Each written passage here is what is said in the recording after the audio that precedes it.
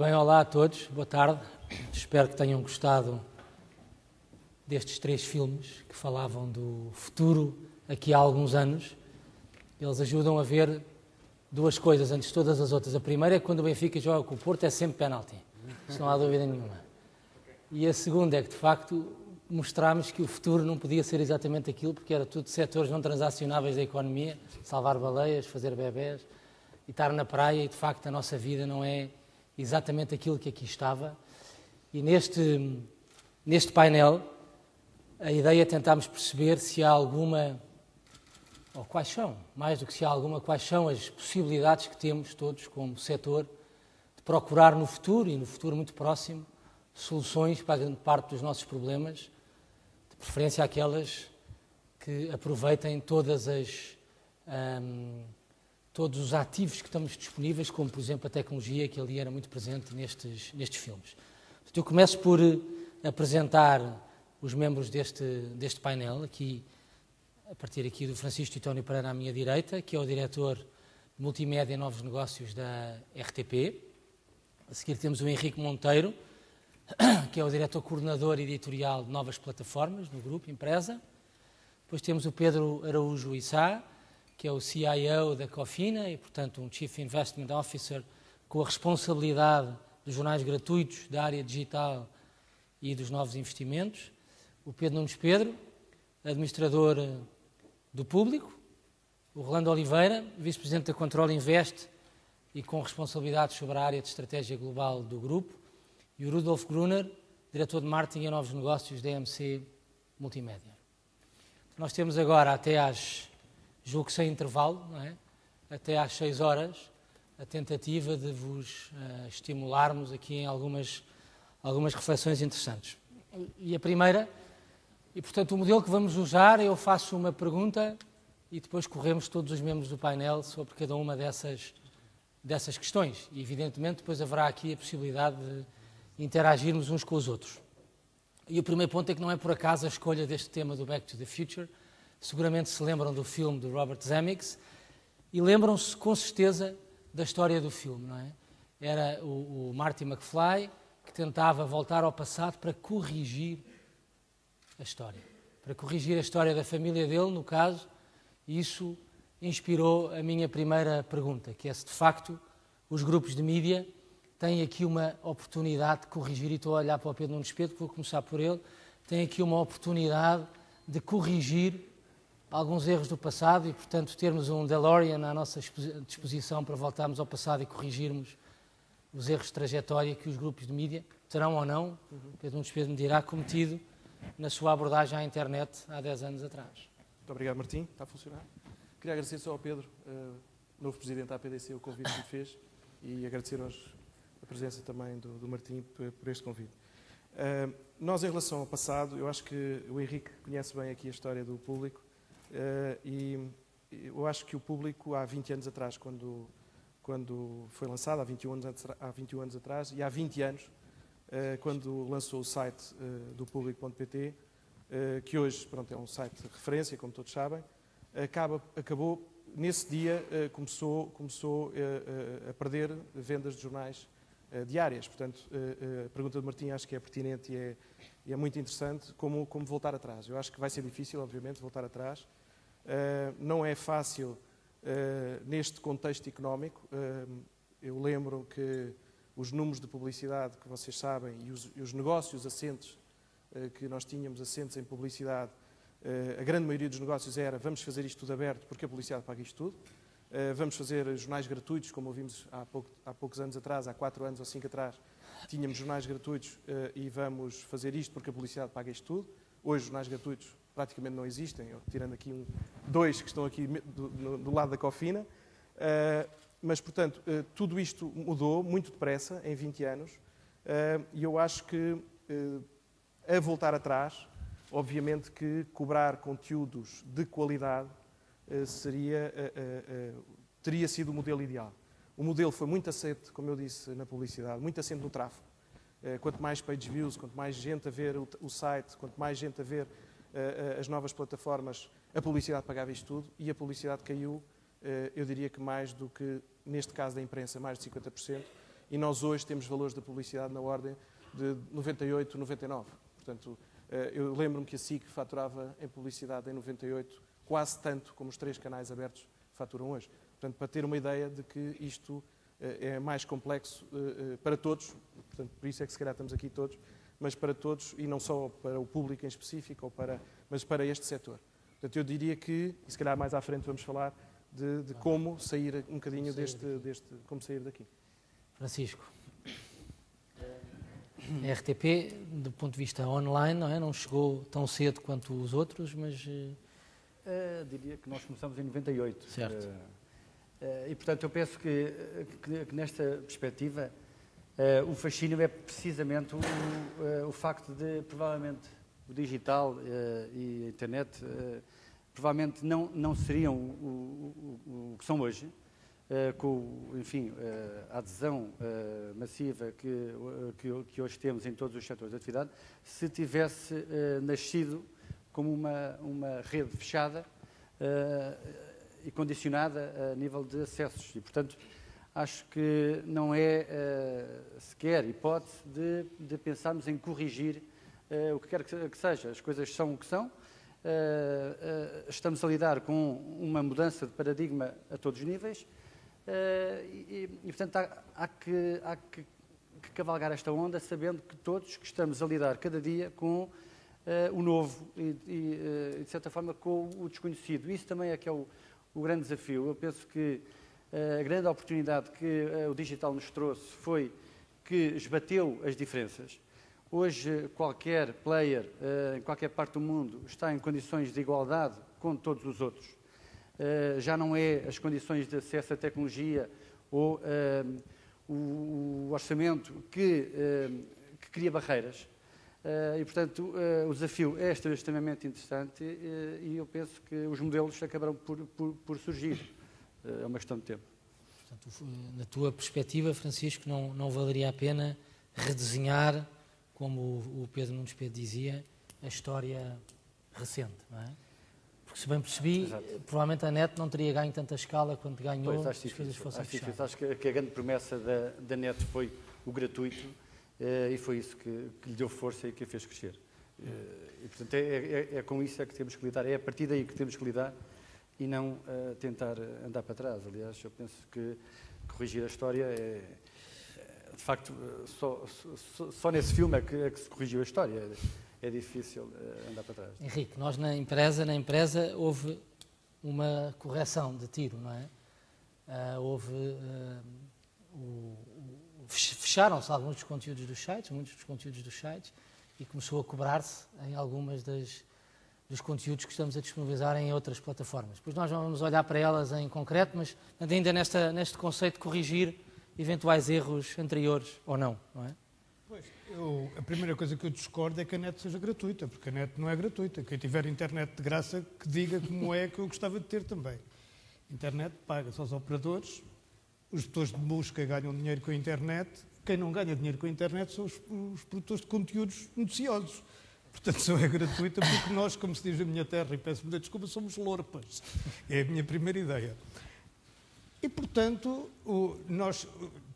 enfim, o Pedro Nunes Pedro já disse, e eu concordo com ele, quando entramos, o Expresso entrou em 97 e até fui eu, por acaso, que fui o responsável operacional dessa questão, era subdiretor do Expresso em 97, e, na altura, nunca nenhum de nós, para dizer com a inteira verdade, pôs a hipótese de se pagar por conteúdos, porque estávamos fiados num modelo que até aí era mais ou menos um modelo da publicidade. Ou seja, nós, como tínhamos uma redução de custos, porque não tínhamos impressão, não tínhamos distribuição e não tínhamos isso tudo, essa redução de custos correspondia à redução de custos, que era o preço de capa, e o resto dos custos eram financiados ou pagos pela publicidade. Só que a publicidade depois enganou-nos.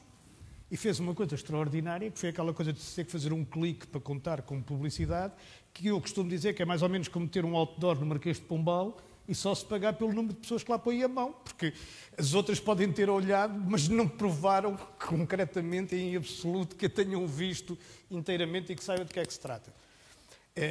E nós, a partir daí, começámos com um sistema de desgaste nas vendas dos jornais físicos e de um aumento brutal que continua, aliás, nas audiências da internet. E chegámos a um ponto em que eu penso que todas as companhias estão mais ou menos neste ponto, que é, neste momento tem um negócio demasiado grande para se desfazer dele, mas que ainda não dá suficientemente dinheiro para se poder dizer que é inteiramente autónomo. E é nessa situação que nós estamos, e na imprensa penso que estamos como os outros, nos aspectos melhor e noutros não tanto, mas enfim.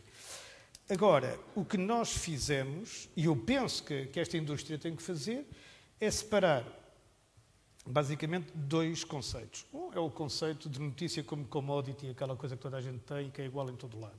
Outra é notícia com valor acrescentado.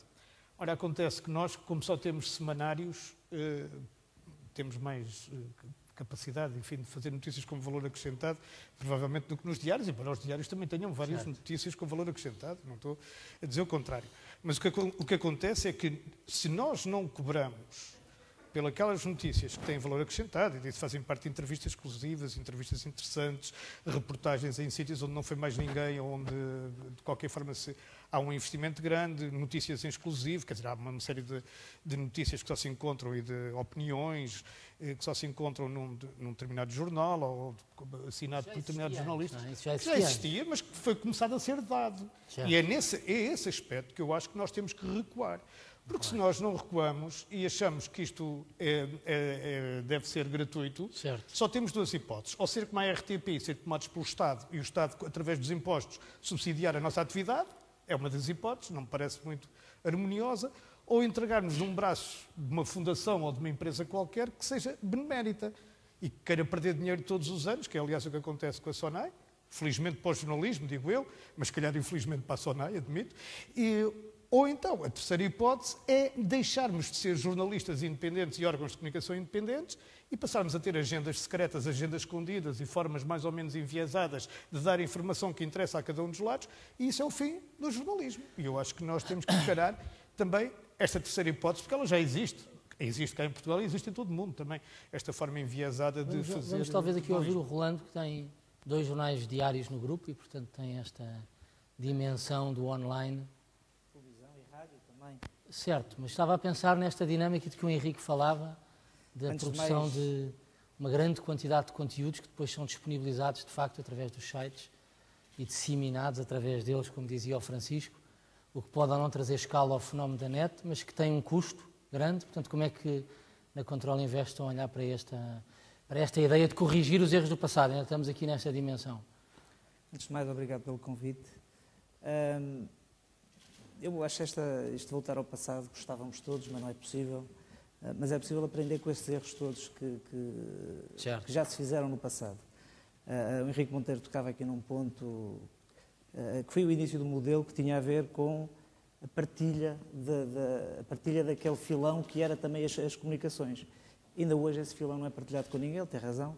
O acesso à internet é gratuito para os conteúdos, ele é pago para ter acesso. Claro. E ainda hoje esse modelo não foi partilhado.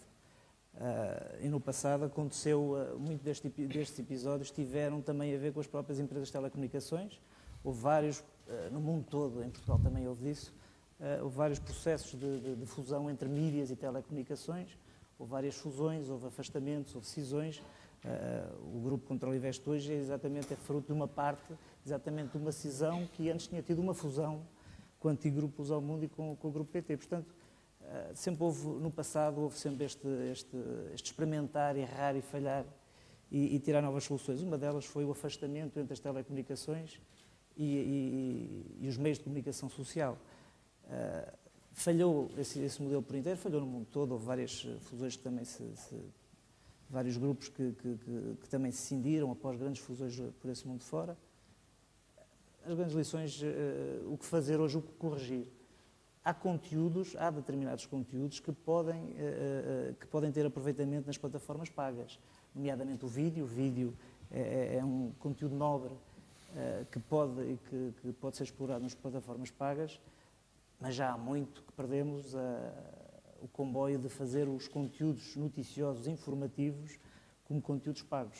Eu digo há muito, quer dizer, é possível recuperar, toda a gente no mundo neste momento está à procura de modelos, mas apesar de vários modelos que existem pelo mundo fora, os paywalls, os modelos mitigados, as várias experiências que estão a ser feitas, nenhuma ainda tem sequer um véu de sucesso, uma história de sucesso para contar.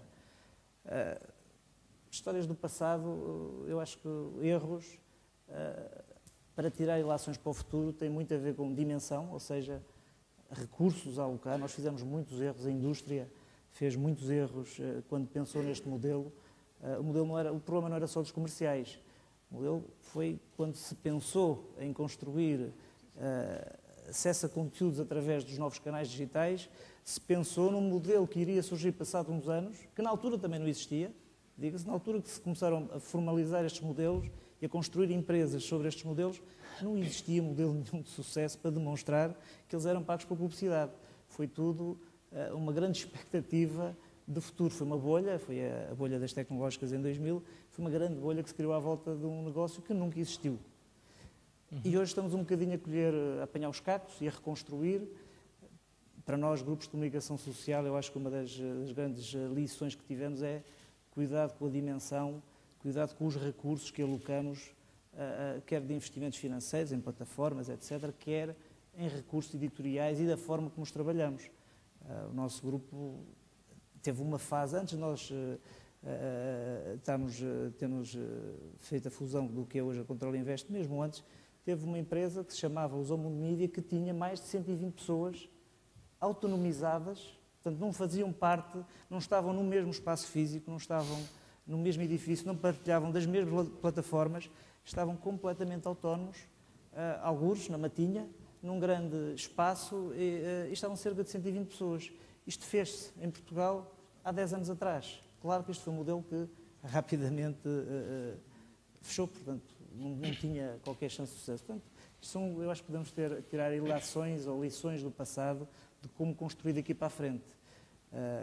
Temos boas ideias, acho que vamos discuti-las agora, como explorar este futuro.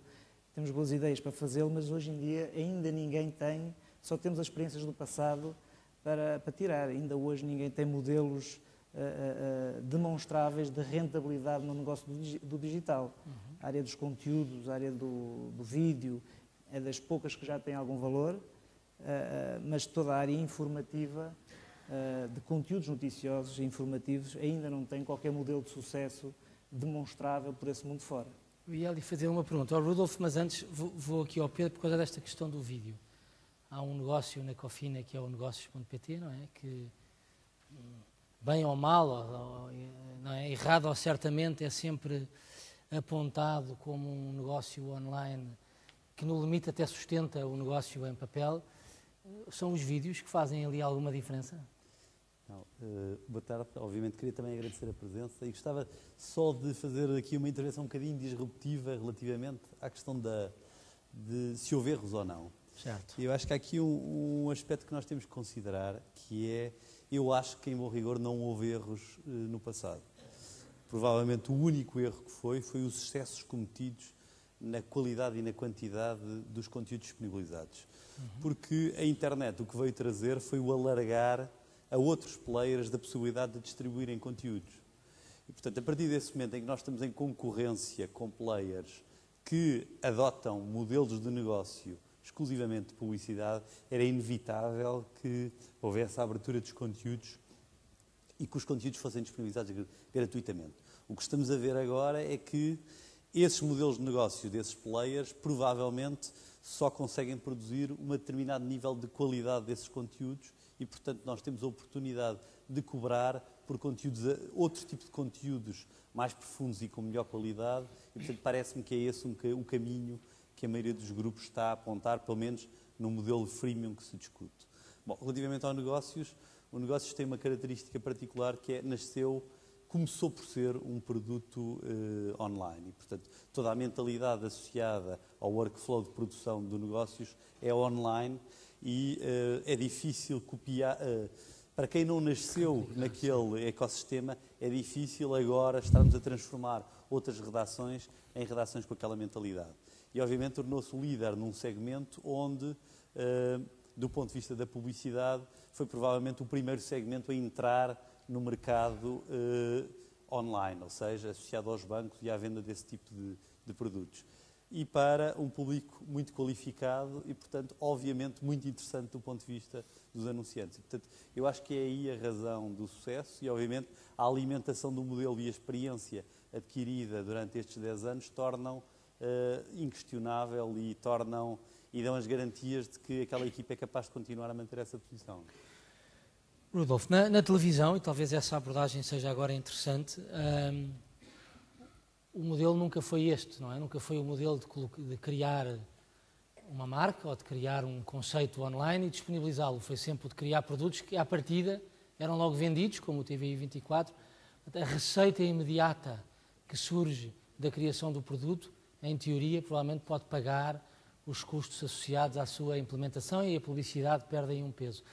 Portanto, houve ou não houve erros nesta abordagem mais tradicional de que temos estado aqui a falar, quando comparada, por exemplo, com o exemplo da televisão? Bom, eu se calhar não vou falar concretamente sobre os erros do passado, porque eu sou muito recente nesta indústria, e, portanto não estava cá quando muitas dessas coisas aconteceram. No entanto, vou procurar responder a esta pergunta fazendo referência a um exemplo que é muito próximo e que acho que todas as pessoas vão entender. Há 12 anos, em minha casa, eu tinha contratado o serviço da Portugal Telecom, que era uma linha fixa de telefone pela qual pagava, salvo erro, 3.140 e qualquer coisa escudos. E através dessa linha, que tinha 55 kB, eu conseguia também, em teoria, aceder à internet. Portanto, era o tipo de serviço em que eu mandava um mail e depois ia jantar, e a seguir ao jantar o mail talvez tivesse sido enviado. Tinha televisão, só 4 canais, mas na altura, para as minhas expectativas, era suficiente, era aquilo que todas as pessoas tinham. E, portanto, por isto pagava 3.140 e tal escudos, portanto, mais ou menos 15 euros. Se há 12 anos alguém me tivesse dito que 6, 7 anos depois ia estar a pagar 100 euros a um operador triple play para ter fibra com 50 megabits, mais Sport TV, mais internet e por aí fora, eu diria que era impossível. Pronto, e na verdade aconteceu. Agora, isto não aconteceu num mês, nem num ano, levou vários anos a acontecer e claramente eu estou a pagar hoje 100 euros por algo que não é equivalente àquele serviço que eu tinha quando pagava 15 euros. Tenho 70 canais, tenho gravadores de vídeo, tenho, enfim, um conjunto de coisas, tenho 3 e 4 pessoas em simultâneo na minha casa a aceder à internet e a fazer diferentes coisas, consoante o segmento. E, portanto, eu estou a fazer a referência a este exemplo para tentar dizer que eu acho que é possível mudar, apesar de erros que possam ter sido cometidos no passado. Eu penso que estamos perante, aqui, usando aqui uma expressão de uma mudança de paradigma que pode permitir que as coisas de facto mudem. Agora, eu acho que elas não vão mudar sozinhas, portanto está nas nossas mãos, enfim, do lado da indústria, dos publishers, de fazer algo tão significativo, ou enfim, suficientemente significativo, tal como aconteceu neste outro negócio, para que as pessoas de facto estejam dispostas a pagar. Atualmente, olhando para o cenário da mobilidade e olhando para as coisas que já foram feitas em Portugal, e na minha opinião já foram feitas muitas coisas e bem feitas, inclusivamente por alguns dos nossos concorrentes aqui presentes, a verdade é que até agora, na generalidade, há alguns casos de aplicações pagas, mas muitas não são. Vamos pegar no exemplo do TVI 24, que é o que eu conheço melhor. O TVI 24, quando apareceu como aplicação para devices móveis, colocámos essa pergunta, como penso que toda a gente, vamos cobrar, não vamos cobrar? Rapidamente chegámos à conclusão que cobrar pelo TVI 24 que colocámos disponível, provavelmente não teria qualquer tipo de sucesso. E, portanto, pusemos gratuito. Já havia outras aplicações, a nossa tinha uma diferenciação que mantém, que é a componente vídeo, portanto, quase 50% dos conteúdos que temos têm vídeos, portanto, é diferente de só ver o texto. Podemos fazê-lo por estarmos associados a um canal de televisão. Respondendo agora mais concretamente à última pergunta, ainda assim ficámos com dúvida de que seria o suficiente para se pagar. Porque a verdade é que, com pequeníssimas exceções, quase tudo aquilo que se vê, e que até está relativamente bem feito, são adaptações puras do mundo internet para o mundo iPad. Tablets, smartphones, enfim. Quando, mais ou menos, acho que já toda a gente percebeu que a forma de conseguir que alguém possa vir a estar disposto a pagar por conteúdos em mobilidade, quando não os paga na internet fixa, penso como o Henrique referiu, é que de facto esses conteúdos sejam especiais. Eu tenho 70 canais e pago 100 euros, antes tinha 4 canais e poucos serviços. Como é que isso pode ser feito? Obviamente investindo para criar conteúdos que realmente sejam diferenciadores. Agora, o problema está que isto é uma pescadinha de rabo na boca. Se achamos que não vai haver dinheiro, não vamos investir em criar conteúdos e não conseguimos sair muito daqui. Agora, novamente, eu acho que está nas mãos da indústria e nas nossas mãos de conseguir resolver este problema. E a forma como nós, no Grupo Média Capital, estamos um bocadinho a encarar esta situação, obviamente com alguma cautela, portanto não vamos partir para investimentos desmesurados com rentabilidades muito duvidosas, mas vamos começar a fazer algumas coisas. E vamos fazê-lo olhando concretamente para o tipo de necessidades e para o tipo de devices que temos. Vou dar um exemplo concreto, eu gosto de usar números porque torna sempre as coisas muito mais palpáveis. Nas nossas aplicações móveis, nós temos uma curva de utilização, em concreto nos tablets, completamente diferente em termos de distribuição horária ao longo do dia do que em qualquer outro serviço que nós prestemos de internet. Concretamente, os nossos picos de utilização, por exemplo, no TV24, são entre as 11 da noite e a 1 da manhã. Isto é completamente diferente de tudo o resto. O que é que nós tiramos daqui? Tiramos o chamado fenómeno do sofá. Portanto, as pessoas veem tablet quando as crianças foram dormir, quando já responderam, enfim, já conversaram com o seu companheiro e têm finalmente um bocadinho de tempo. Associado a isto, temos vindo a descobrir outros fenómenos, que penso que são também mais ou menos conhecidos. Vemos que há um fenómeno curioso de interação em simultâneo entre tablet e televisão. Bom, isso pode nos permitir pensar em criar serviços e conteúdos que, de alguma forma, tirem partido disto e que não fazem sentido estar em qualquer outro meio ou, ir daí, partir então para modelos pagos. E, portanto, para não alongar muito mais a minha resposta, é um pouco esse caminho que procuramos percorrer. Não foi combinado, íamos exatamente entrar nesta ideia agora do modelo de negócio. Ainda antes de irmos ver exatamente como é que se concretiza depois o modelo de negócio, acho que é interessante tentarmos perceber, se estivéssemos aqui com o Filipe Chart à frente, que modelo de negócio é que vamos construir.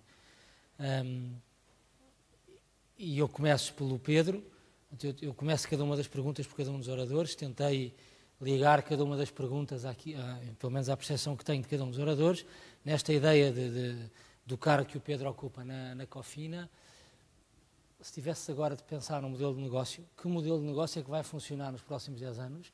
E ainda antes de entrarmos na preocupação exclusiva do conteúdo, exatamente qual é que deve ser, que modelo é esse? É um modelo apoiado em que pressupostos, digamos assim? Eu gostava só de, se calhar, voltar um bocadinho atrás.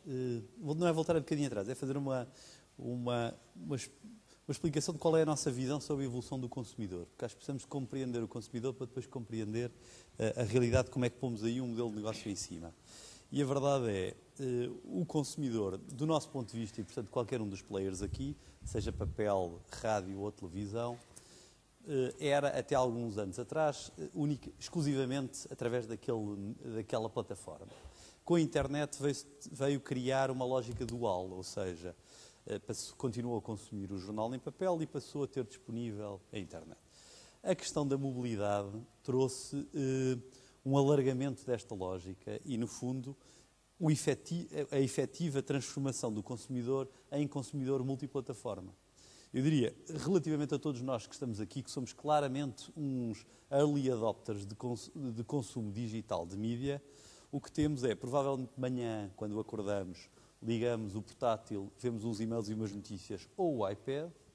No caminho para o escritório, provavelmente no telefone móvel, vemos os e-mails que recebemos e vemos outra vez algumas notícias. No escritório acedemos por PC e à noite, quando chegamos a casa, temos acesso através do portátil, através do iPad ou através do Kindle. Pronto. E isto para os grupos de mídia traz uma oportunidade extraordinária, que é, antigamente, contactávamos em uma ocasião com o utilizador quando ele comprava o nosso produto. Agora temos a oportunidade de contactar com ele ao longo de todo o dia em todas as plataformas onde ele consome. Mas isto também cria, obviamente, desafios difíceis, que é a necessidade de estar presente em todas as plataformas, manter um standard de qualidade nessas plataformas e fazer um desenvolvimento associado a isso. Isto para vos dizer que A nossa visão sobre a questão do pagamento de conteúdos não tem nem tanto a ver com a qualidade dos conteúdos. Eu acho que tem a ver com, por um lado,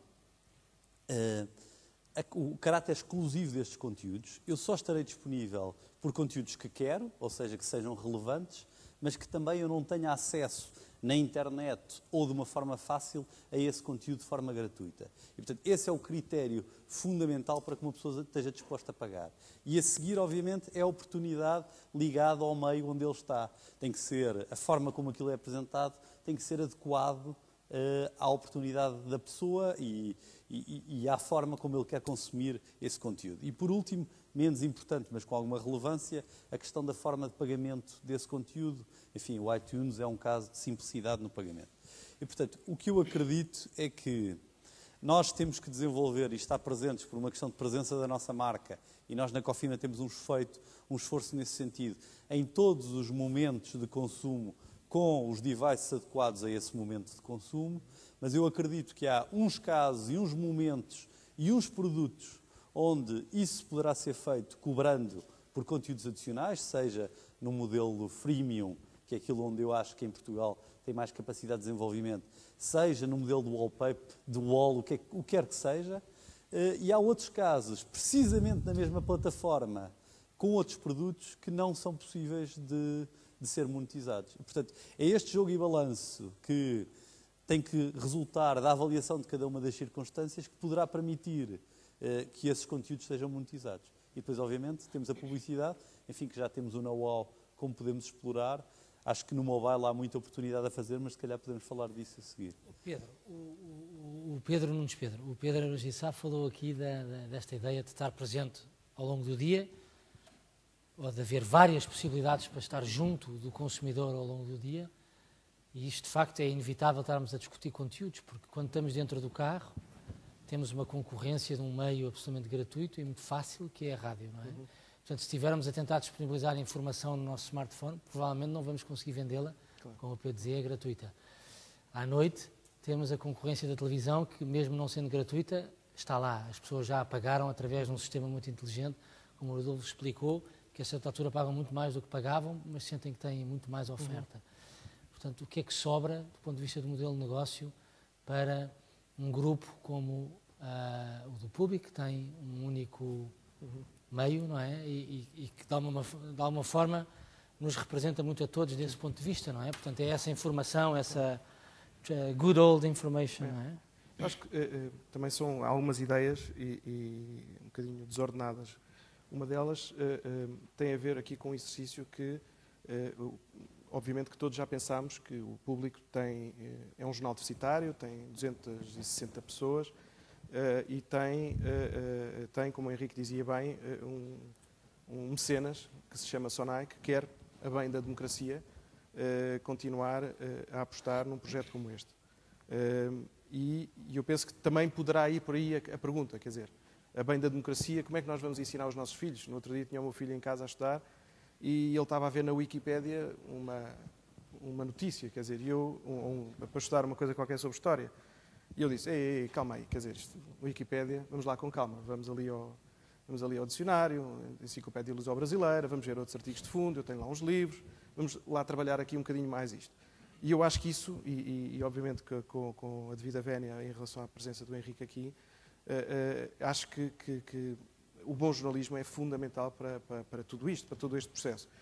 Voltando à questão do Público, eu acho que o Público, nós pensamos, e é fácil ver alguns exemplos nos Estados Unidos que surgiram, que foram jornais que foram desaparecendo e passaram para a net, jornais que passaram a bissemanais, semanais, e o Público tem um bocado esta cara, quer dizer, tem uma cara de um semanário diário. Aliás, o projeto, na altura, até era um bocadinho isto, que era competir com o Expresso, que foram as pessoas que saíram do Expresso, na altura, e que foram competir com o Expresso diariamente. Ou seja, vamos fazer um grande semanário todos os dias.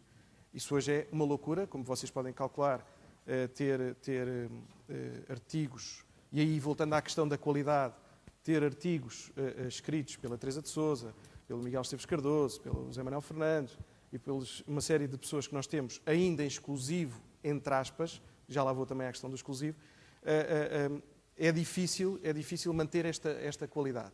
Portanto, eu primeiro que tudo, acho que ia pela qualidade. Segundo, é impossível o público desaparecer, ou seja, o público desaparecer do dia, porque nós temos que perder dinheiro à segunda-feira, à terça-feira e à quarta-feira, para depois, a partir de quinta, sexta, sábado e domingo, podermos ter aqui algum desafogo e conseguirmos fazer algum dinheiro, quer na venda de jornais diariamente, quer na publicidade.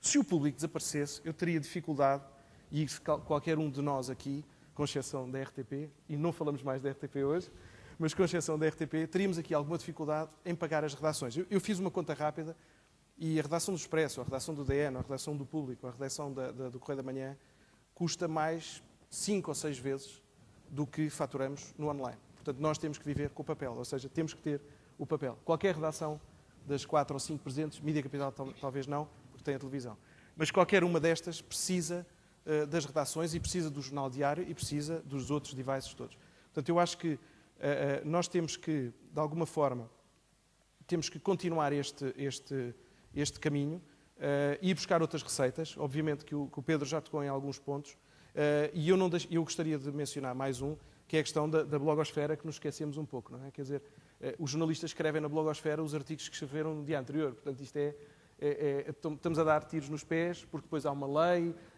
de imprensa e a lei da liberdade e essas coisas todas, que depois matam as entidades pagadoras disto tudo, que tornam isto um bocadinho mais difícil. Portanto, voltando só à questão que o Martim colocou, eu acho que nós também estamos a fazer esse caminho. Estamos a fechar um artigo de opinião, os artigos de opinião são fechados, estamos a fechar o P2 no Público e vamos fechar, obviamente, o iPad, agora na nova versão do iPad, a partir de junho. O caminho achamos que é esse, quer dizer, claramente. Agora, a dimensão é pequena ainda, a dimensão é muito pequena. Estamos a falar de pouca gente no iPad, estamos a falar de uma dimensão ainda reduzida nestes devices e só mais uma questão em relação aos content providers que nós somos. Realmente, hoje em dia as pessoas compram telemóveis com estes devices todos e nós, como todos mencionámos, não ganhamos dinheiro nenhum com isso. Quer dizer, vocês, quando têm lá a aplicação do Público e clicam, ou do DN, ou do Expresso, clicam e ninguém ganha dinheiro. Nenhum de nós ganha €1 com isso. Portanto, se calhar, um dos caminhos é chegar ao pé daqueles senhores e bloquear e dizer, a partir de hoje não tem mais notícias, portanto, vendam telemóveis de outra maneira. Só que isso é um processo, lá está, que se calhar não podemos voltar atrás. Rolando, seria um processo mais parecido com o da televisão, não é? Para que os conteúdos estejam no cabo, como para que os conteúdos estejam na rede, têm que ser pagos, como a Sport TV é um bom exemplo disso, não é? Eu desejava que a resposta fosse tão simples. Eu começo por dizer que não tenho certezas e na pergunta inicial formulava, e daqui a 10 anos? Eu estou a tentar pensar a 2, 3 anos a ver se antecipa alguma coisa. Não estou convencido que os modelos... Eu desejava que os modelos de futuro, nomeadamente nos conteúdos informativos, fosse já este modelo do pago. Mas, como eu já tinha dito há pouco, não há um exemplo único para seguir. Há várias experiências de grupos com muito mais recursos e meios para promover, para pressionar estas soluções e não estão a ter o sucesso ou a resposta que o mercado devia dar. E, portanto, não estou convencido não estou convencido de solução nenhuma. Como enfrentar este futuro? Certamente para qualquer um dos grupos de comunicação, o digital é o nosso futuro, ou seja, nenhum de nós pode dar ao luxo de não estar presente. E, obviamente, fazer investimentos, alocar recursos no digital. Mas é hoje, seguramente, a menor parte do nosso modelo de negócio, das nossas receitas. Portanto, um bocadinho de precaução. Nós tivemos na passada sexta-feira o nosso evento de quadros do grupo e uma das grandes mensagens que passei, nós temos, antes de mais, de defender as receitas atuais. Nós somos meios de comunicação, os ditos tradicionais, onde nós produzimos conteúdos exclusivos e de qualidade e onde o nosso modelo de negócio, que tem muitos anos para trás, tenho no grupo um título, tenho um com 175 anos, o Açoriano Oriental, mas o JN tem 123 anos, 125 anos, peço desculpa, e o DN tem 146 anos, e tem muitos anos em estruturas de receitas tradicionais, venda em banca, publicidade. nos últimos anos, nos últimos 10 anos, porventura, nasceu um outro segmento que foram as vendas de produtos opcionais, mas que também nos últimos 3 anos se reduziram 70%, 80%, portanto também eles deixaram de ter expressão nas nossas formas de receita. Mas ainda hoje é isto, nos jornais, banca, publicidade. Na rádio é só publicidade. A televisão está hoje a começar a mudar de modelo de publicidade pura e simples para modelos de subscritores pagos através dos cabos. E, portanto, defender os modelos de negócio que nós temos, são aqueles que assentam as nossas receitas, as nossas estruturas de negócio, é primordial. Defender a qualidade, defender os produtos enquanto eles existem no mercado. Portanto, nós não temos que apressar a nossa própria derrocada, se eu posso dizer, não temos que apressar a ceder os nossos conteúdos gratuitamente na internet ou em qualquer outra plataforma, móvel, fixa. Portanto, temos que defender os nossos ativos, que são as nossas estruturas dos grupos de comunicação social que conseguem produzir estes conteúdos. Essa é a primeira ilação que temos. O investir no futuro, investir, certamente, sempre com dimensão e com alguma contenção, caminhos de investimento. Eu tenho nós temos estado mais a investir nos caminhos que podem derivar em negócio do que propriamente nos próprios modelos de receita, porque estamos um pouco a navegar à vista e um pouco a navegar nos modelos de receita dos exemplos que nos estão a vir do mercado internacional, mundial e mesmo cá. E, portanto, os grandes fórmulas que nós estamos a seguir, não se dê gratuitamente aquilo. Como dizia o Pedro Nunes Pedro, a opinião, obviamente aqueles conteúdos mais exclusivos, a opinião, toda a parte de comentários, que já hoje em dia se banaliza muito quando os comentários também vão para todo lado e vão para o blog e a seguir televisão e isso, quando se comenta em todo lado, mas a opinião, há muitos conteúdos exclusivos que nós podemos guardar, se não for para modelos de pago, que ainda não têm muito sucesso em Portugal, pelo menos guardá-los para a plataforma que é paga, no caso dos jornais. Desenvolver conteúdos de vídeo, não é? Portanto, o nosso caminho tem sido um pouco desenvolver conteúdos adicionais, somar muito vídeo, somar muita imagem àqueles conteúdos que são escritos e nas outras áreas, como seja a rádio ou a televisão, somar conteúdos interativos. Ou seja, o conteúdo, a rádio é um meio por excelência gratuito e a única coisa que nós conseguimos somar são features tecnológicas ou são features adicionais, como os podcasts, como a facilidade de gravação, ouvir depois, ou inclusive a facilidade do acesso da gravação, não é?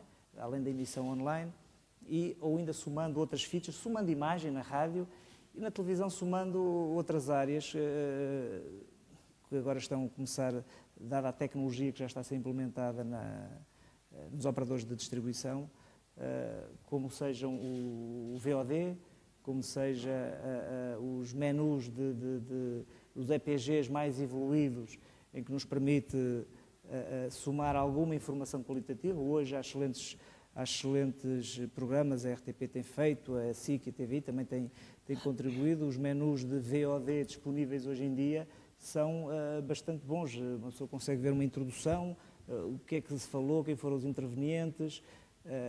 Não é puro e simples clique para ver um vídeo, tem toda uma explicação, todo um envolvimento e há acesso a esses conteúdos. E, portanto, não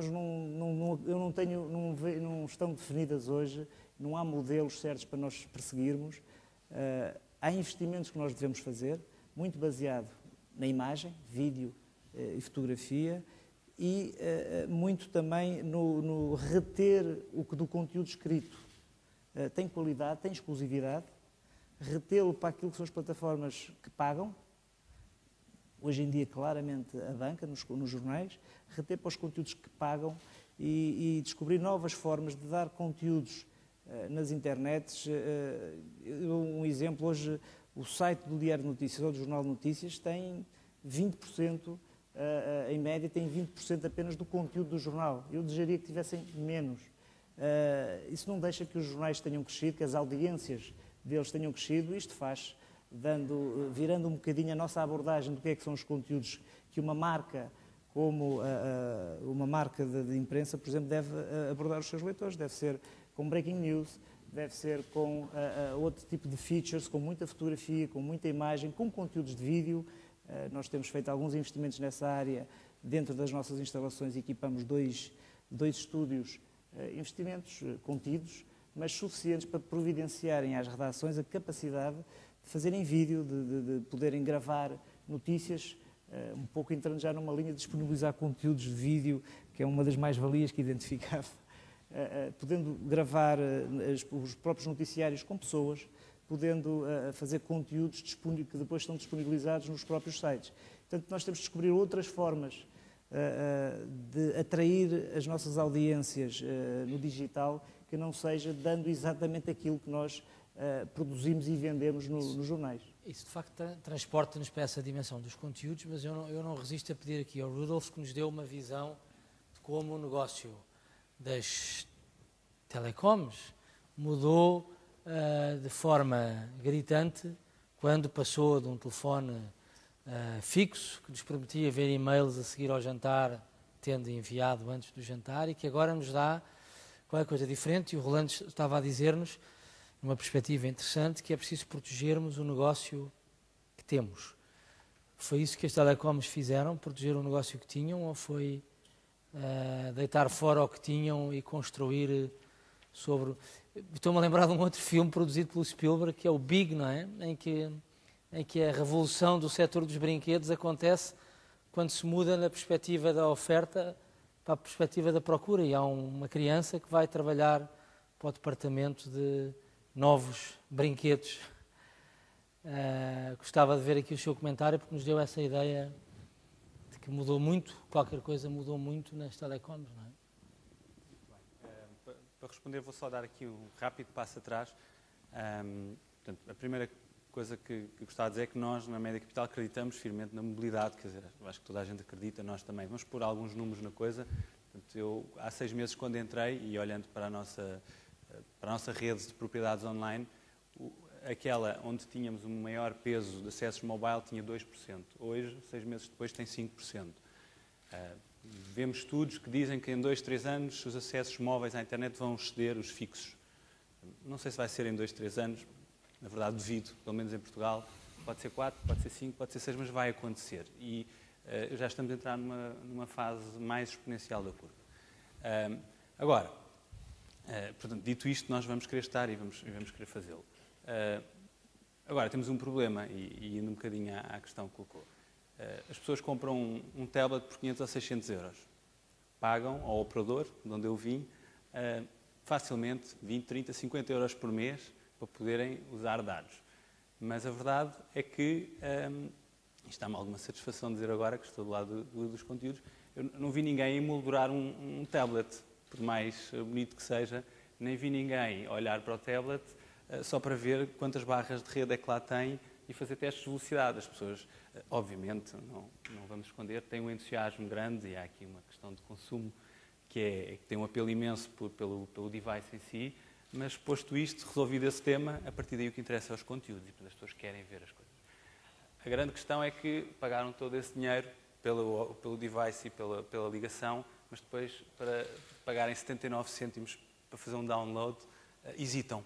Isto não faz sentido. Pagaram €1 antes, 5 minutos antes para beber um café, mas depois não pagam 79 cêntimos para fazer um download. Em bom rigor, se pensarmos, isto puramente no plano teórico, eu pago 99 cêntimos por uma música, pago €1 ou 2 por um jogo. Por um conteúdo como aqueles que nós produzimos aqui nestas cadeiras, nem se devia pagar por download, devia-se pagar, e não estou só a falar das revistas e dos jornais, estou a falar de coisas como o TV 24, por exemplo, é conteúdo dinâmico. Eu pago €1 por uma música, posso ouvi-la 1000 vezes, mas é sempre a mesma. Se estou a comprar um conteúdo que muda todos os dias e que por trás disso tem uma estrutura de custos que faça acontecer esses conteúdos, então ele devia ser pago. Infelizmente o mercado não está preparado. Bom, mas para concretizar, como é que nós estamos a olhar para isto? Nós no grupo não temos jornais, portanto não vou usar a referência dos jornais, vou usar a referência da televisão. A solução é pegar na nossa televisão e pô-la no iPad? Não, penso que não é assim tão simples. Na verdade é relativamente complexo, mas tentemos concretizar isto com um exemplo. Nós temos uma série juvenil, que é Os Morangos com Açúcar, que tem um fenómeno também engraçado. Portanto, a série dá entre as 6 e as 8 da noite e a essa hora nós temos um pico imenso de tráfego no nosso website, onde passamos em streaming o conteúdo. O que é que isto quer dizer? Quer dizer que os miúdos vão ver Os Morangos com Açúcar no computador e não na televisão. Porquê é que o fazem? Provavelmente porque preferem estar a ver sozinhos no quarto em vez de estarem na sala com os pais.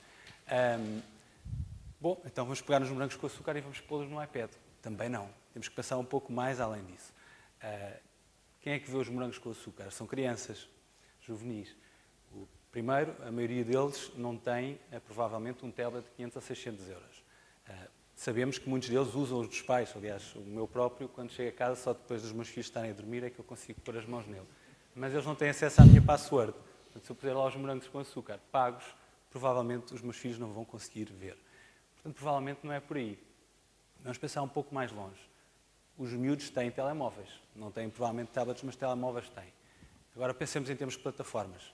Os miúdos não têm cartão de crédito. Portanto, se tiverem um telefone que lhes dê acesso a conteúdos, potencialmente, mas que obrigue para terem acesso e poderem pagar, tenham que pôr um cartão de crédito, está o caldo entornado. Não temos o problema resolvido outra vez. No entanto, vamos pensar um pouco mais longe. Há plataformas, por exemplo, no caso da Nokia, os conteúdos são pagos por débito direto na fatura do operador. Bom, e nós sabemos que os miúdos atualmente têm tarifários que permitem a utilização intensiva de consumo, portanto chamadas ISMS, mais SMS até nas crianças, nos miúdos, e que lhes sobra saldo. Bom, se lhes sobra saldo, então se calhar é possível pôr este tipo de conteúdos. Bom, isto não é minimamente, é um exemplo puramente teórico, não quer dizer que seja nisto que estamos a trabalhar concretamente neste momento, mas é um exercício que mostra um bocadinho como é que nós encaramos este desafio e como é que achamos que podemos encontrar formas, olhando para todas as componentes do problema, desde o comportamento do consumidor. É um exemplo teórico ou é mais uma vez um exemplo de que as telecoms, que fala nisso, esse exemplo que dá de poder usar o débito direto, ou pelo menos a conta, o relacionamento de débito que os clientes têm com as operadoras, na Índia e nesses países onde a bancarização é muito inferior aos países europeus, os telefones neste momento são o grande sistema financeiro das famílias mais pobres, não é? Fazem transferência uns para os outros, o filho está na cidade, o pai está lá numa aldeia perdida no meio da China e o filho transfere dinheiro através do telemóvel que pode imediatamente ser sacado das lojas que a Vodafone ou enfim, outras operadoras locais têm. A Vodafone é quem está a fazer mais isso e não só faz isso, como neste momento as lojas são uma espécie de mercearias, porque perceberam que rapidamente as pessoas quando lá iam buscar o dinheiro precisavam de comprar pão ou gás, então já têm lá o gás à venda. Portanto, a pessoa nem chega a levantar o dinheiro. Tornou-se um negócio financeiro já, não é? Nem sequer sacam as notas, ficam lá. Portanto, há uma revolução gigantesca.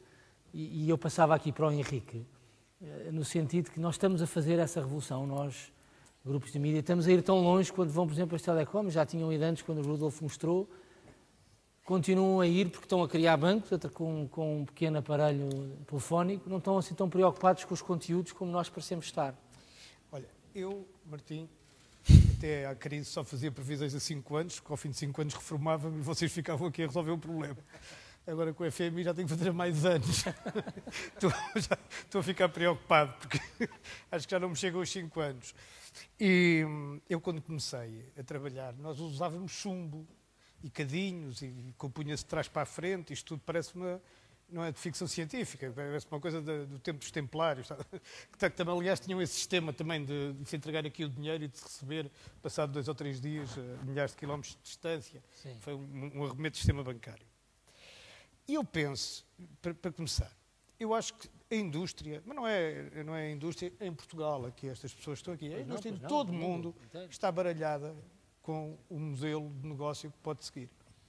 E, portanto, eu tenho só palpites, não tenho... Eu se tivesse a resposta, estava rico. Provavelmente, em vez de estar aqui, estava a dizer a resposta ao Sr. Murdoch, que ele estava a pagar um balde cheio de dinheiro para saber qual era, portanto.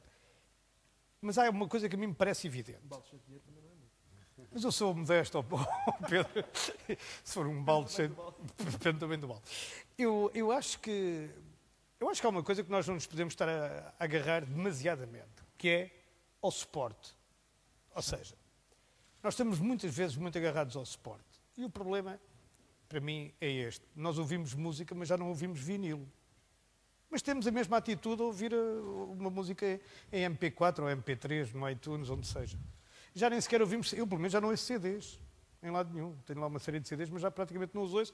Fiz upload deles todos para o iTunes e eles agora estão dentro de um disco periférico de 500 megabytes que tenho lá em casa e está tudo no iTunes. E, portanto, eu acho que não temos de estar muito agarrados ao suporte. Temos de estar agarrados à ideia dos conteúdos e daquilo que nós fazemos na sua especialidade e que fazemos bem e que fazemos em exclusivo ou com valor acrescentado, como eu disse, porque o Pedro Origiçado disse, bem, pode ser coisas que não sejam muito valor, que tenham rigor exclusivo. Bem, isso tem valor acrescentado. Eu, quando falo em valor acrescentado, falo nisso tudo, seja pelo valor intrínseco, seja pelo valor da rarefação, digamos, só aquele jornal é que tem, só você é que tem lá aquele cronista, só a TVI é que tem o Marcelo, uma coisa qualquer. Ou os morangos com açúcar, não é? Quando eu me reformar, eles já devem ter cerca de 50 anos. Agora, a questão é esta. Eu penso que, portanto, o que é que os tablets e o sistema dos tablets veio trazer à internet? E o mobile? Porque os tablets são uma consequência do mobile, como é óbvio. Nós até agora dizíamos assim, eu dou muitas vezes esta experiência, o meu pai era desta indústria também, e quando a gente começou a pôr jornais na internet, ele hoje tem 80 e tal anos, ele dizia assim, filho, mas só uma vez achas que alguém vai para um computador ler um jornal? Eu dizia, vai e tal, porque nós somos todos early adopters, nós somos capazes de ler um jornal debaixo d'água, não sei aonde. Ele dizia, ninguém vai pagar, ninguém vai e tal. E quando eu lhe mostrei um tablet, ele disse, quanto é que custa? Porquê? Porque isto não muda os nossos hábitos, muda completamente os hábitos dos outros e de produção e tudo, mas não muda os nossos. A gente consegue fazer aqui uma série de operações com as mãos, é touchable e tal. Isso é a primeira questão. E segundo, os tablets trazem outra apor que são importante, é que eles tornam-se... Vocês reparem que, ultimamente, nos últimos 20, 30 anos, a nossa vida é determinada por ecrãs. Eu sou miúdo, quando chegava ao aeroporto não havia ecrã nenhum.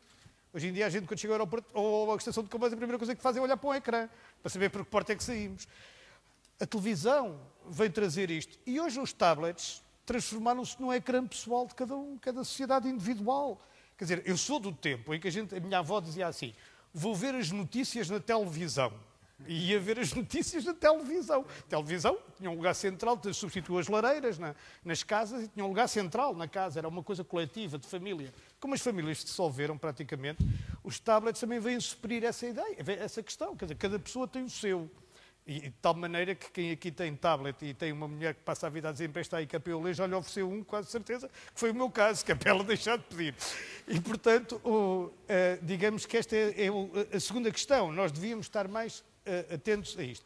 E, portanto, é nesta perspectiva que eu defendo, e tenho defendido, aliás, se não defendesse seria muito estranho, porque sou eu que estou a executar isso, que a presença desta indústria, dos jornais e das televisões, depois acho que há um aqui outro panorama, nos tablets, e saúdo muito o Pedro Nunes Pedro para o público dar esse passo, porque acho que é importante, nos tablets deve ser paga. Porquê? Porque nós, nos tablets, para além de tudo o que a gente possa ter, vamos ter jornais.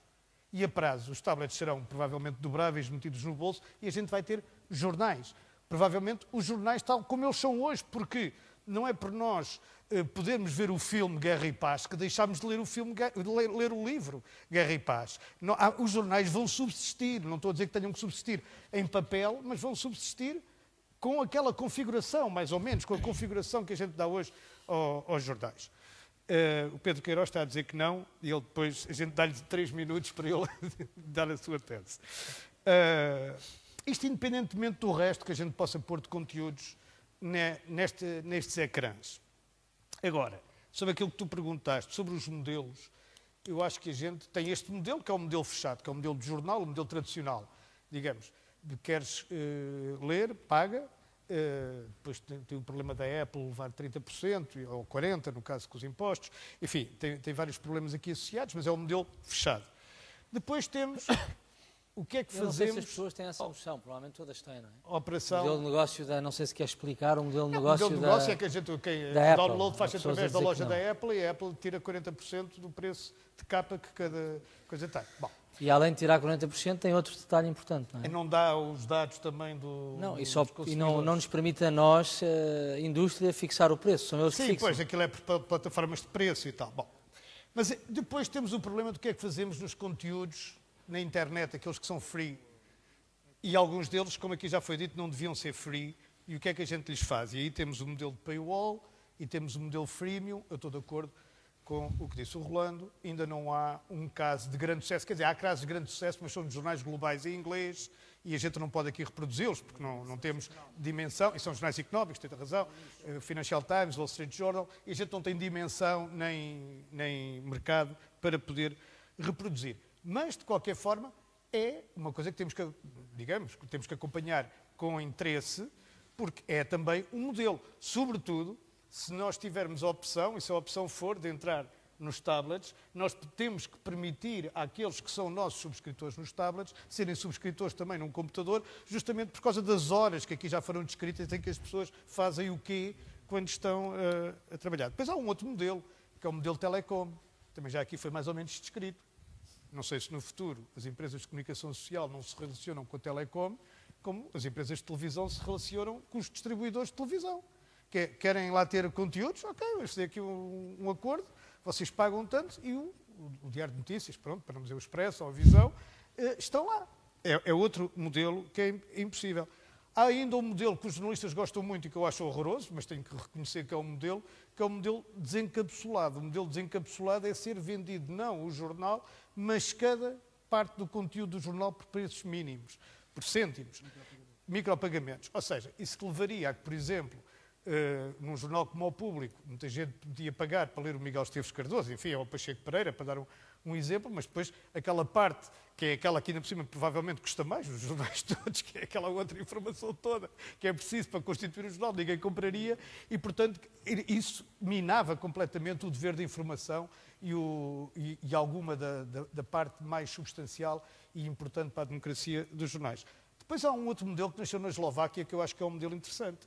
Na Eslováquia, o que é que aconteceu? Vários grupos de comunicação social associaram-se e têm pagamentos para todos.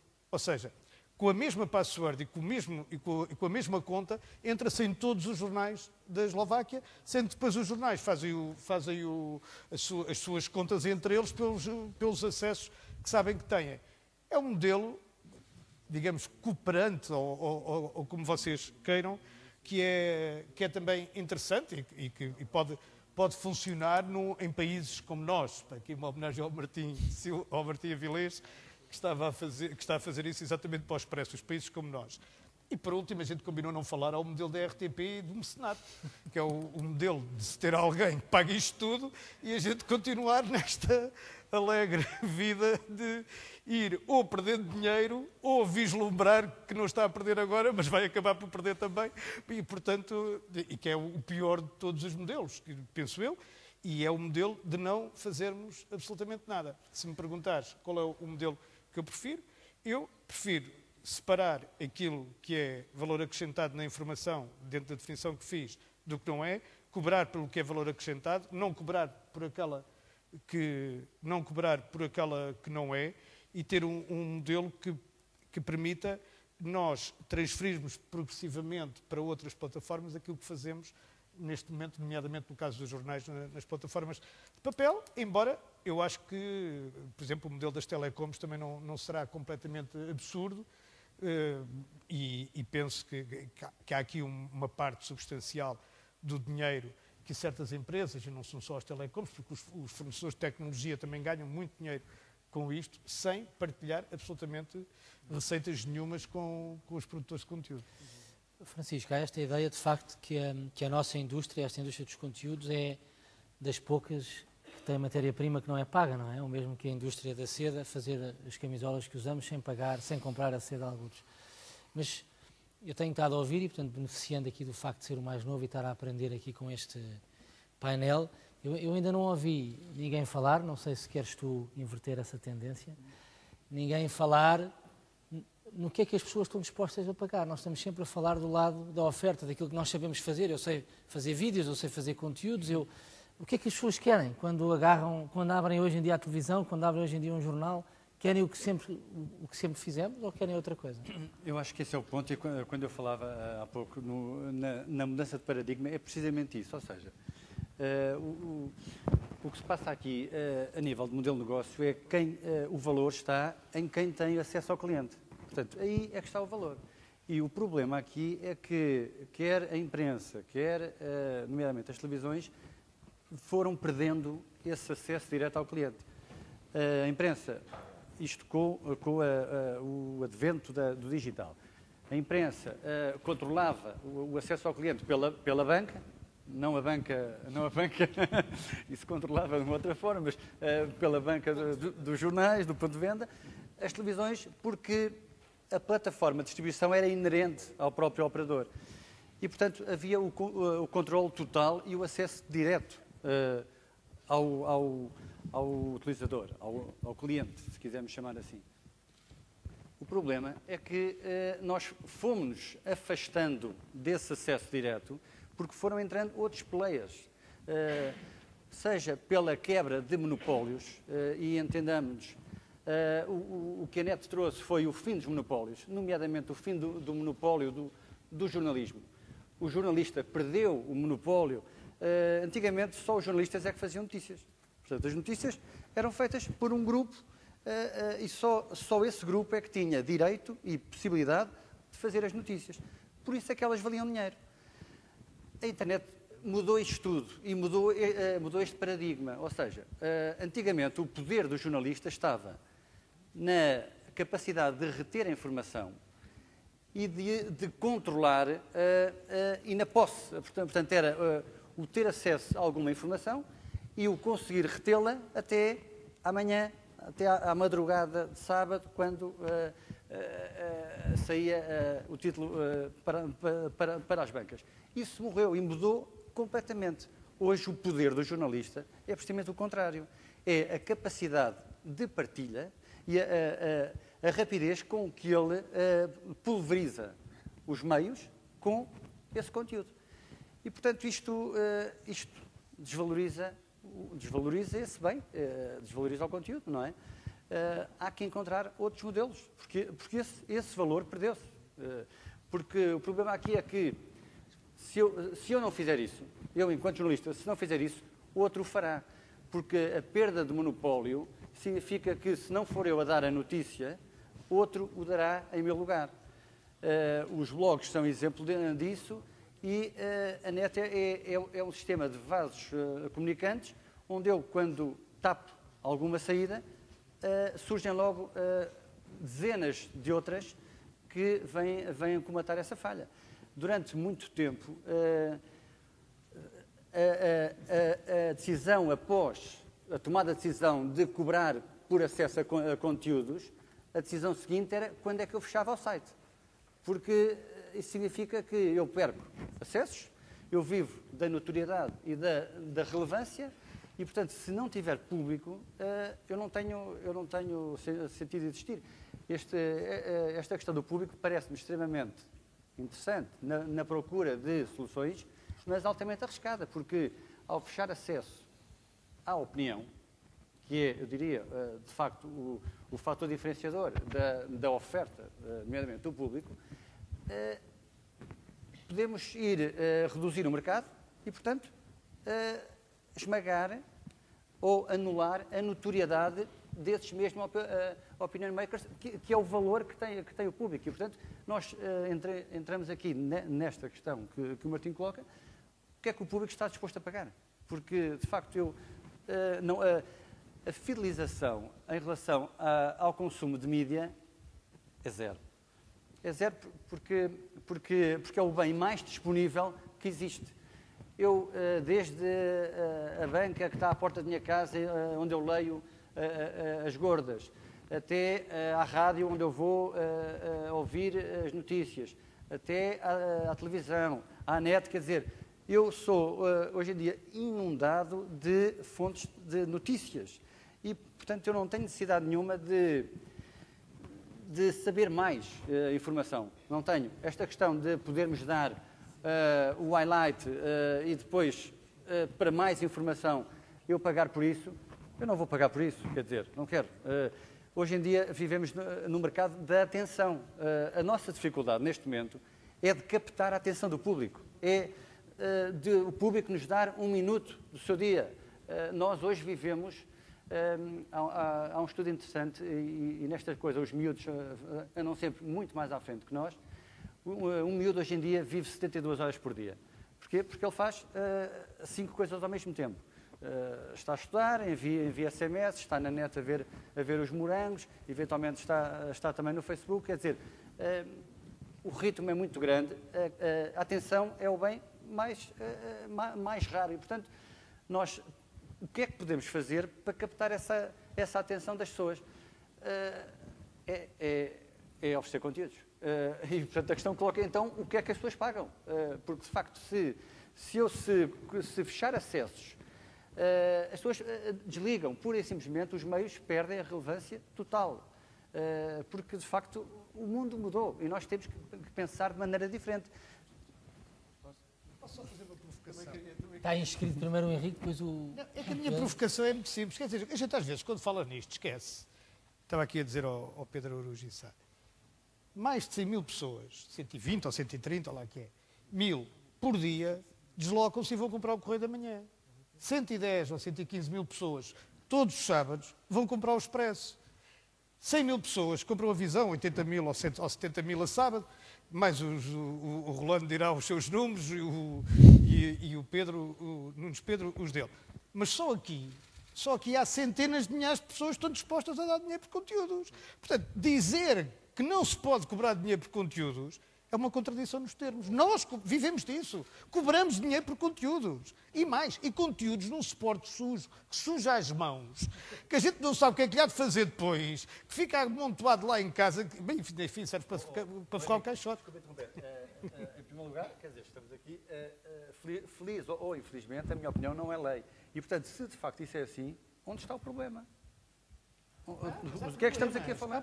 Já falámos de vários. Porque o que nós estamos aqui a falar é que, de facto, as pessoas não compram. As pessoas não compram conteúdo. Não compram. Não. Eu não disse que as pessoas não compravam. Perdão. Esse é o problema. Eu não disse que as pessoas não compravam. Eu disse que as pessoas compravam. É um bocadinho na linha do Henrique, que é óbvio que eu não acredito em marcas brancas de informação e imaginem o que é. E agora, eu também tenho um passado nas televisões, na SIC e na RTP, e hoje reconheço e sou testemunha de que a imprensa tem uma força brutal.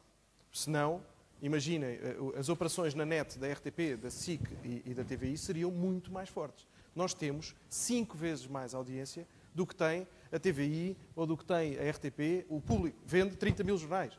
Temos 5 vezes mais tráfego, page views, unique visitors, quer na RTP, quer na SIC, quer na TVI. Portanto, é brutal. E nós vendemos 30 mil jornais. Porquê?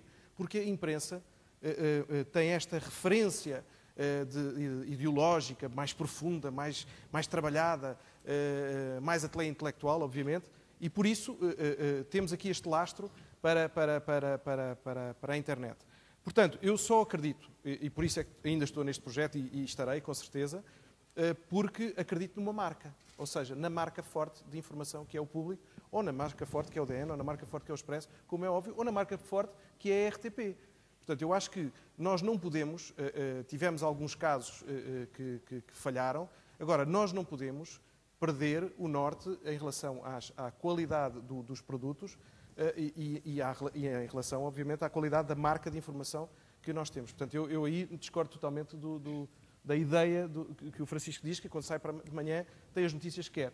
Não, eu tenho as minhas notícias. Obviamente tenho as notícias que quero, mas depois tenho as minhas notícias. Tenho as minhas notícias que eu vou ler. Os meus opinion makers, os meus líderes de opinião, os artigos que vêm nos diversos meios, para aprofundar o meu conhecimento e a realidade em que estamos. Porque senão vivíamos... Então era a Lusa, só existia a Lusa. Pedro, a questão é, se tiveres que pagar por isso, vais continuar a ler. Vou uma marca forte. Essa é a grande dúvida. Mas a dúvida aqui, temos ali o Rolando inscrito e eu não sei exatamente o que é que o Rolando vai dizer, mas comenta. É um bocado... Mas eu tinha aqui uma pergunta para lançar. Não quero refrasear o que o Francisco está a dizer, mas hoje em dia temos acesso, quando saímos de casa, temos acesso a uma míria de plataformas. Nós ouvimos na televisão, ouvimos na rádio, ouvimos no iPad ou no telemóvel ou por SMS. Nós temos acesso a conteúdos hoje em dia de uma forma brutal. O século passado, não muito longe, não é? O século XX, no início era dominado quase apenas pelos jornais. De repente apareceu a rádio começou a tomar expressão. Isto é histórico, já várias vezes os meios de comunicação, os produtores dos conteúdos foram tomados e tiveram que alterar os seus modelos de negócio. Isto não é novo. Quando entrou a rádio, tirou o poder, a hegemonia que os jornais tinham, que o escrito tinha, e trouxe uma coisa fabulosa àquela altura, que foi o imediatismo. Punhamos no ar e os jornais, quer dizer, achavam que iam morrer ali. Estão vivos até hoje.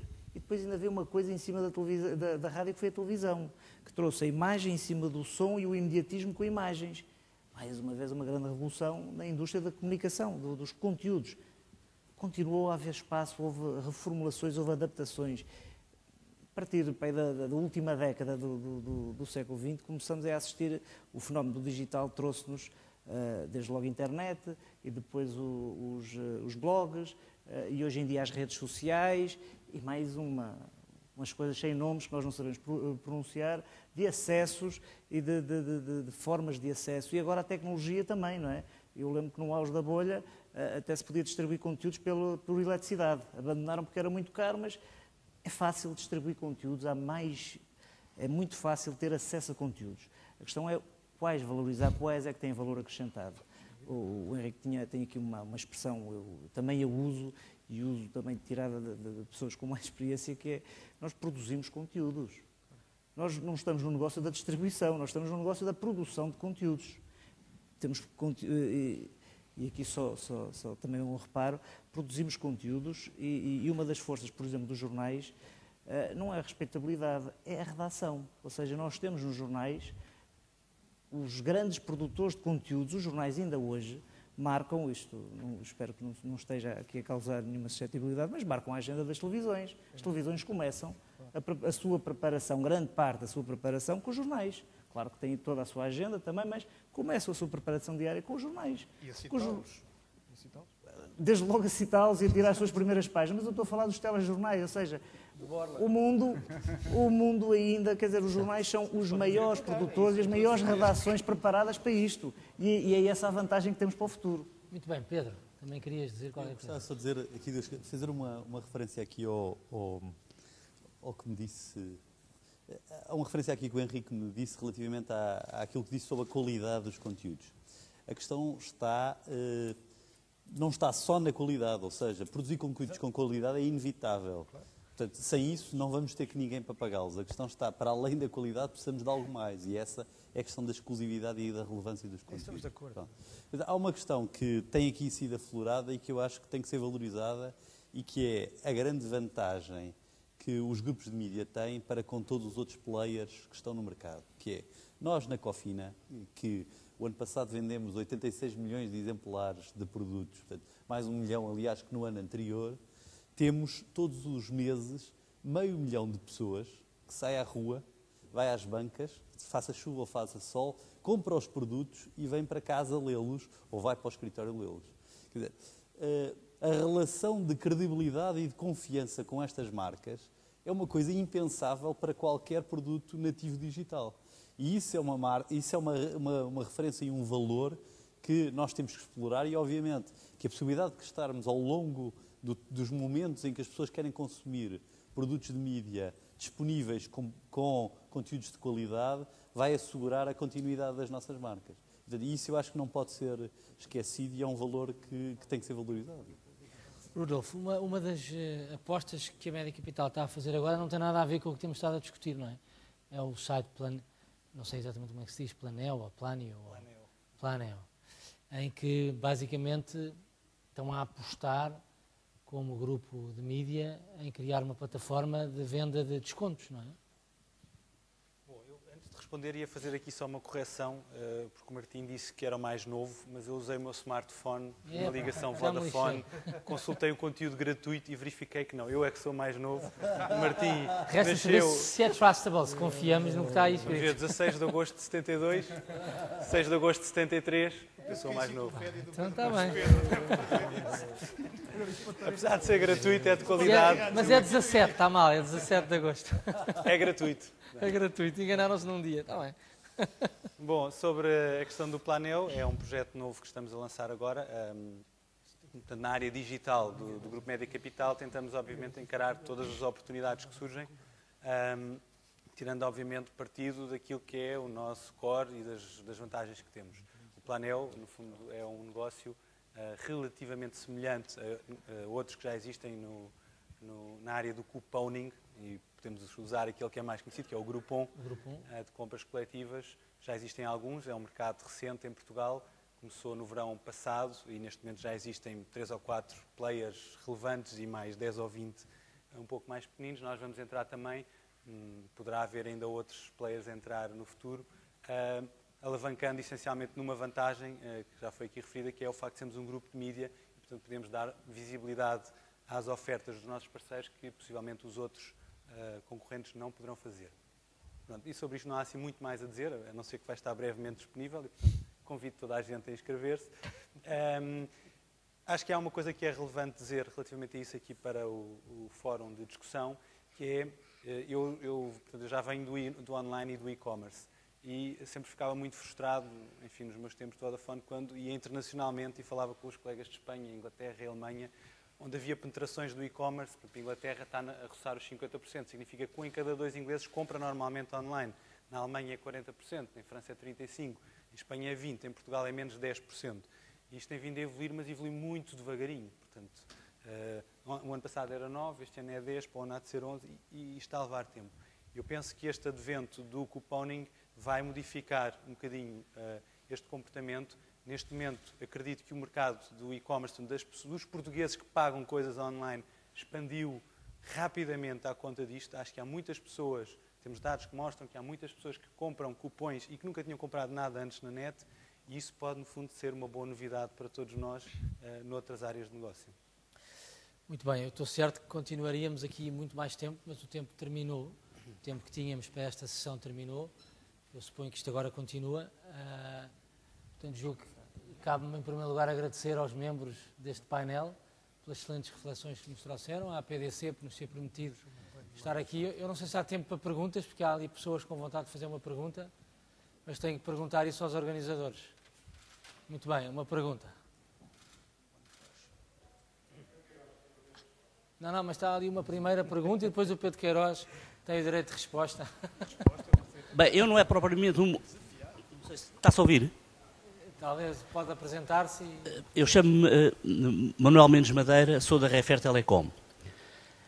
Eu não é propriamente uma pergunta, é uma sensação... Eu queria que fossem perguntas, porque temos muito pouco tempo. Então não vale a pena. Pronto. Muito bem. Pedro.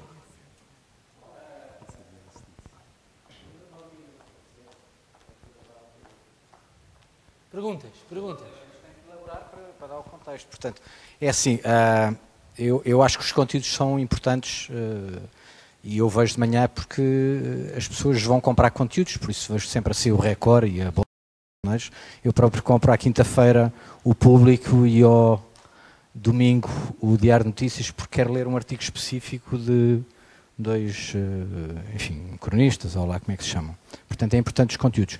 Agora, eu gostava de dizer que eu gostei muito de ouvir o Rodolfo, porque, ao contrário dos outros todos, tem uma visão muito vertical do negócio, dos mídias, quer dizer, que teimam em fazer um negócio à maneira antiga, que é, nós metemos conteúdos e esperamos ser pagos ou porque as pessoas pagam para ver, para ler, ou então por publicidade. E o Rodolfo tem uma aproximação que eu acho que é muito interessante, que é baseada em Data Mining e Data Federation, que foram estes os 2 exemplos que ele falou. E é isso que está a fazer a Google. A Google está a retirar receitas dos mídia e está a centralizá-las dentro deste objeto do Data Mining e Data Federation. O que é que eu quero dizer com isto? Enfim, e não vou explicar o que é Data Mining e Data Federation, eu assumo que toda a gente sabe. Há já uma pergunta para os A pergunta é que com este advento, enfim, destas redes de alta velocidade, e numa tentativa de desverticalizar o negócio conforme hoje o tem, como é que vêm estas redes de alta velocidade para rentabilizar através destas estruturas novas de Data Mining e Data Federation? E a pergunta é para o Rudolf ou para os... É para todos. Quem conseguir desverticalizar, enfim, pode falar um bocadinho. Mas é que tem que ser perguntas. Não só sou eu. Não dou. Tem que ser perguntas, porque senão temos que voltar com o microfone lá para trás outra vez. Perguntas? Não é uma pergunta. Eu como sabem... Eu faço como no TED Talk. Está bem. Não, mas eu, enquanto organizador desta conferência, sou o dono da bola. E antes de dar, digamos, o apito final aqui ao Pedro, quero fazer uma constatação e, se me permitirem, uma observação. A primeira constatação é que dos 7 que aí estão, se eu reparei bem, 4 têm tablets, 4 têm iPads. E isto é uma constatação muito importante. Se calhar os outros também têm. E eu só quero dizer que este produto foi lançado, ainda não fez um ano na Europa. E foi lançado há 5 meses em Portugal.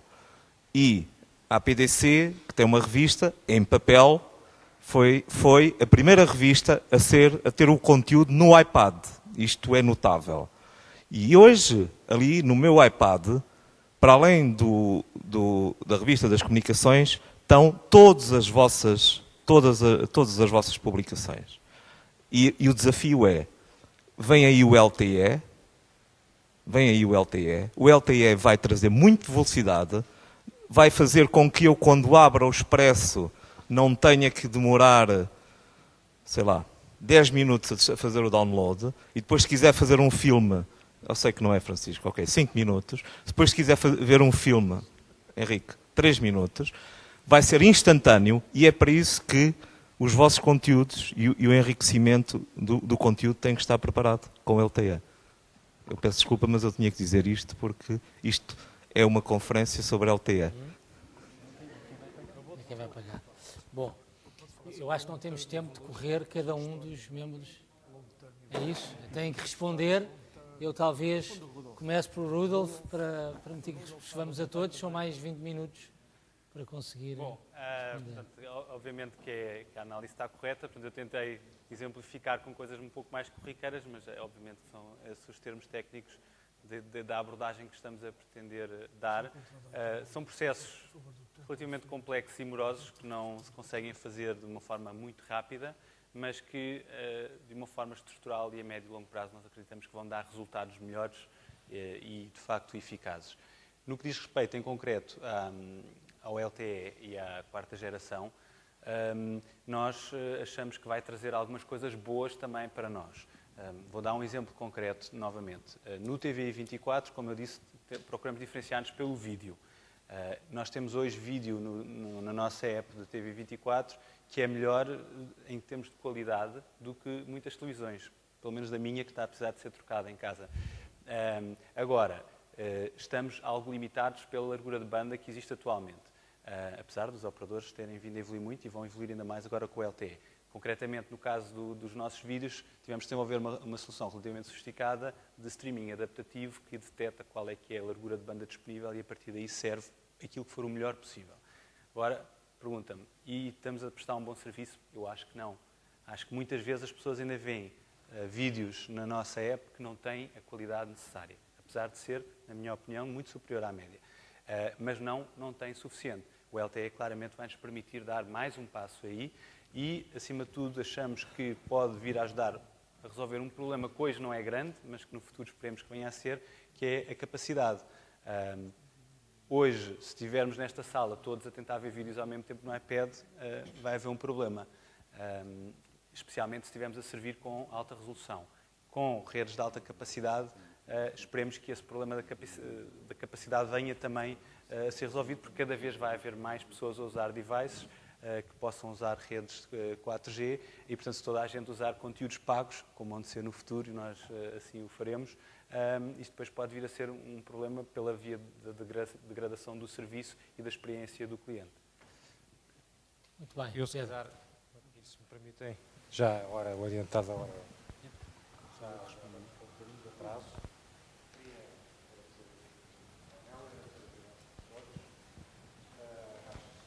Temos o